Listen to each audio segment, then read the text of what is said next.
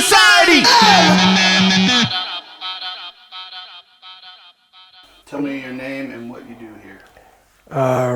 You want my first? Reed McDougal. I just work.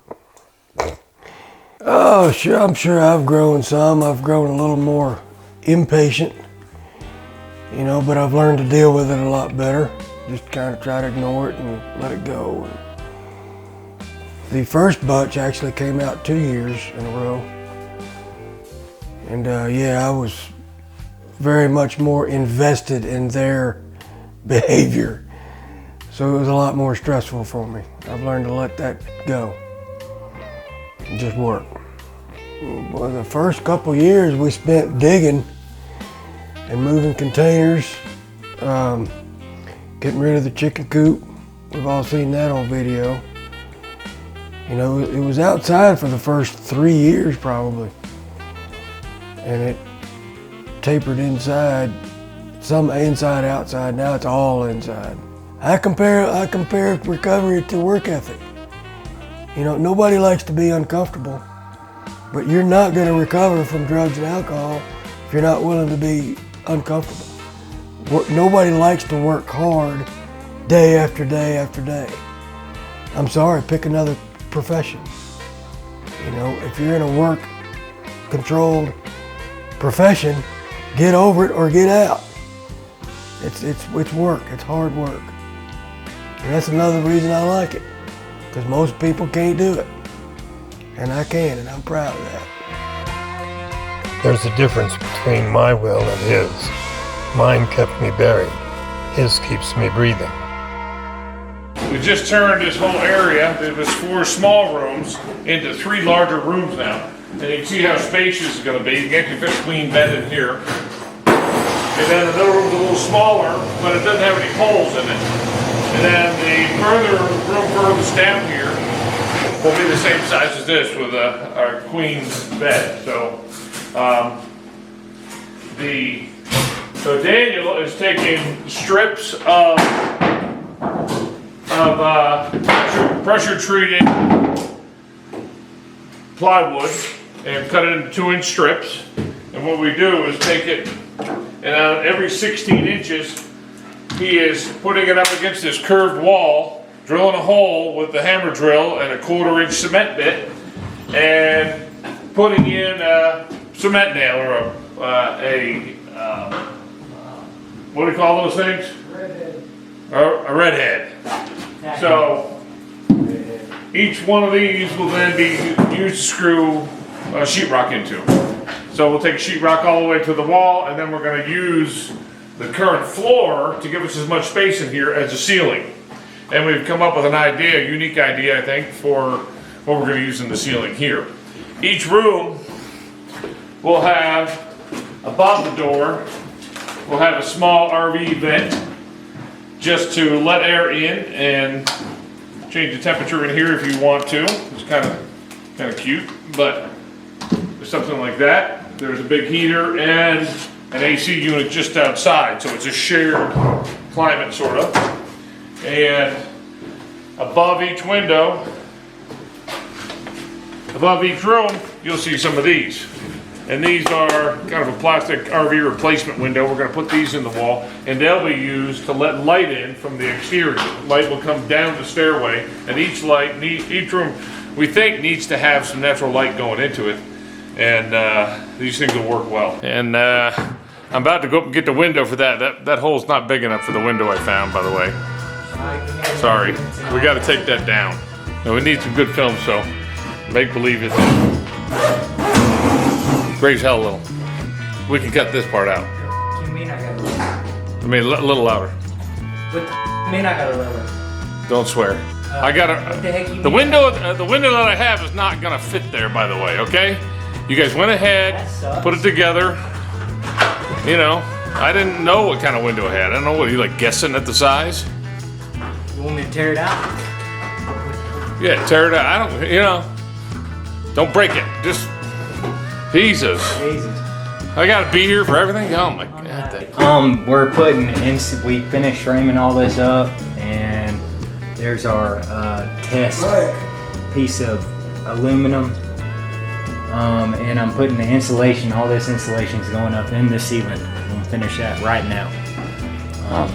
Other than that, that's it. He's wiring stuff up and we're just hanging out, having a good time, enjoying each other. Weed whacking. Weed whacking.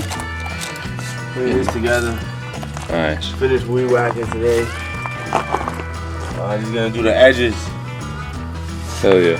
The edges up front and pretty much done. All right. All right, Mo, you've been hustling on this thing Yep. in the middle of the valley, alone, Peace and quiet. peace and quiet, away from the crowd, probably thinking through your 4 steps. Yeah. You know, just, this is going on your 3rd day over here. Just you and Buddha.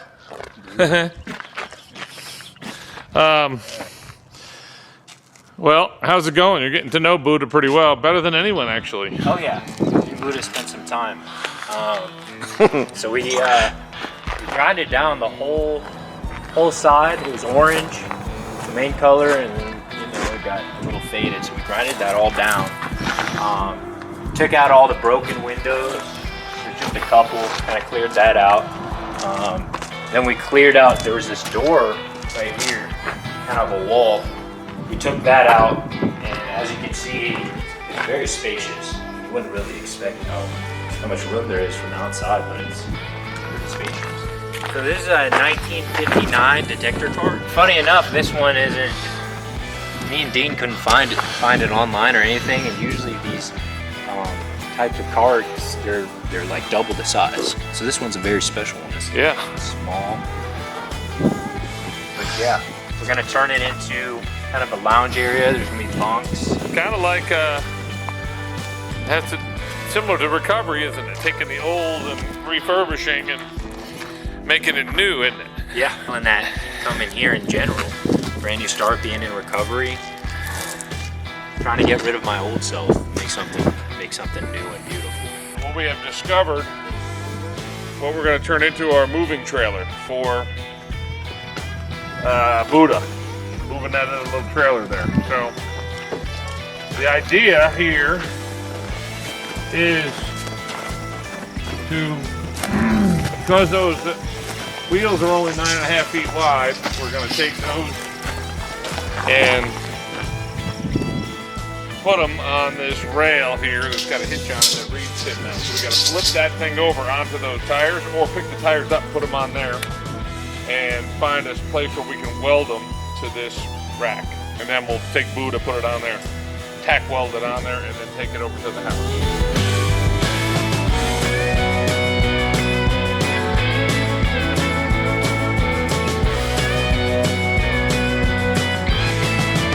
Moment of truth. So we're going to back this thing up, and then we've got the giant loader trying to pick the whole thing up and drop it on there. So it's 50-50 whether it's going to hold or not, so we'll see.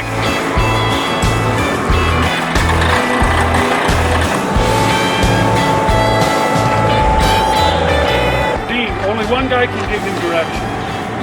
You can't be from one end like the other. It's too confusing for the guy in the machine. All right, you go ahead. So what do you want? You want it tipped this way? It's got I want to get it torqued out of there. He's got to tip it forward a little more to get it loose. Wish they just can listen to me to begin with. He said he couldn't see, so I'm trying to do it. There's clear now. You're clear, I think. I about had it with Michael. You know, he can be full of, but he's resilient because we push and push here to break people down, make them do some step work and do some self-analysis. He doesn't care. It doesn't seem like he wants to grow or wants to change, you know? Mikey, you got your 4-step completed? Well, The book says. I don't want to hear it. I don't want to hear it. I confided in you enough to do the 4-step. You talk about everybody. Me? You? Well, we ain't even going to get into this because you were using this whole situation. I did finally figured it out that you're conning me halfway through. You did not plan on doing the step work or anything else. Michael, who is totally full of it, you know, and you know, he uses his victimization complex. This is about money, bro. No, it isn't. If this is about money for you, then you need to do the steps again. Philosophizing. He's saying that I did this, all kinds of, whatever the next reason is for him, either not to work, eat twice as much as everybody else, go to bed earlier, and get the nicest clothes. I mean, the dude was wearing nicer clothes, supposedly homeless, and living at the Rock. He got nicer clothes than I got. I'm just saying, my little world, my recipe of doing it is all I know. That's all I got to offer people. Okay. And you agreed. No, I didn't even know I was gonna have to do some steps with you to stay here. No. I am clearly, I was all over everybody about doing step work. We stayed the step work. So, in other words, it's not a vacation. We're out here to do 12-step recovery work. Crazy.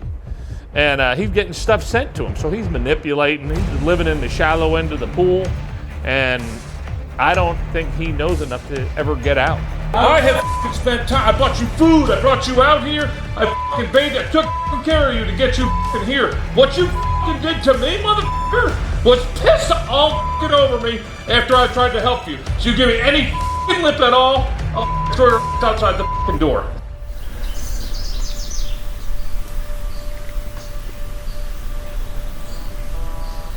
Just got done taking Mikey to the train station, as we say out here in the Paradise Valley in the Yellowstone. Yeah, he just wasn't getting it. You know, he apologized for his actions yesterday, and I told him I apologize for getting mad. And that was all my expectations of what's going on. But, yeah, got him on a flight. He's going back. He's got a friend. He's got a girlfriend now, and new one, I guess, and he's gonna go stay there and get a new start, and we wish him luck. There's two sides to it. You know, he does talk a lot, and I'm not much of a person that likes to talk or hear a lot of yapping. But, and it can be hard working with him. But there's also the other side of me, because I'm compassionate towards others, and I got to know the guy. I really do think this was a good thing for him. You know, he had a year in sobriety, and he thought he had it, but also that ego, it was so apparent. You can still see it there. So I just wish him the best. I hope everything. He has plans. He's told me all about it and what he's gonna do, and I just hope he follows through with that. Welcome to the Monday night bunker meeting. I'm being alcoholic. Oh yeah. I mean, first thing is that I have had a whole another life, and I say that all the time, that I was, a little punk criminal, you know, kind of kid, lost, no real direction, and a life of failure, going nowhere really, and I didn't know what to do. And then this taught me how to live a principled life, and become more service oriented, and come up with an equation that allowed me to live a really great life and attract, beautiful people into my life. And it's not even imaginable for where I came from. Like I said, I was living in my car, so, too chicken to kill myself.